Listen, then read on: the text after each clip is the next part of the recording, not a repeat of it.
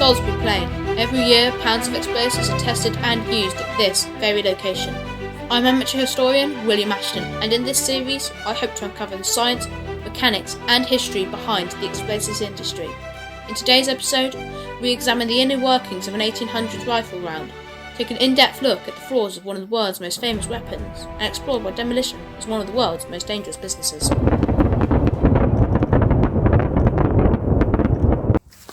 First seeing action in the late 1800s, the .303 rifle round was utilised in both the First and Second World War. But what goes into the mechanics of a bullet? This replica .303 round has a convenient slit at its end to show the firing mechanism. This compartment here would contain 71.5 grains of black powder, or gunpowder. The firing pin of the rifle would hit the round from the back, setting off a small explosion here. This would then ignite the powder here, causing enough pressure to fire the copper tip at a speed of 2,550 feet per second, launching the bullet as far as 600 yards away. During a service life of 70 years, this round endured multiple campaigns, but it shows a perfect example of how a simple design could be revolutionary.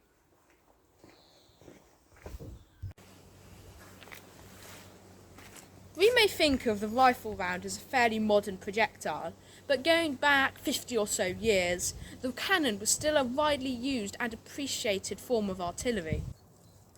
A cannon can come in many forms, but the model most known to us is the common 24-pounder, a cannon made famous by tales of pirates and scumbags.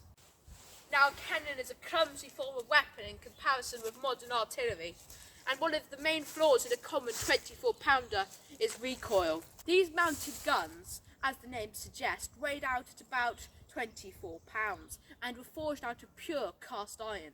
The result of firing one of these behemoths was a ship-shaking recoil that could topple even the most sea-steady sailor. The weight alone could kill a man if he stood too close to the cannon's end, but that wasn't the only problem. The aforementioned recoil could cause serious damage to a ship's timbers. But of course, when it comes to explosions, there's always some collateral damage, and no more so than in the demolition business. Premature demolition and structural collapse are why this industry has some of the strictest safety precautions.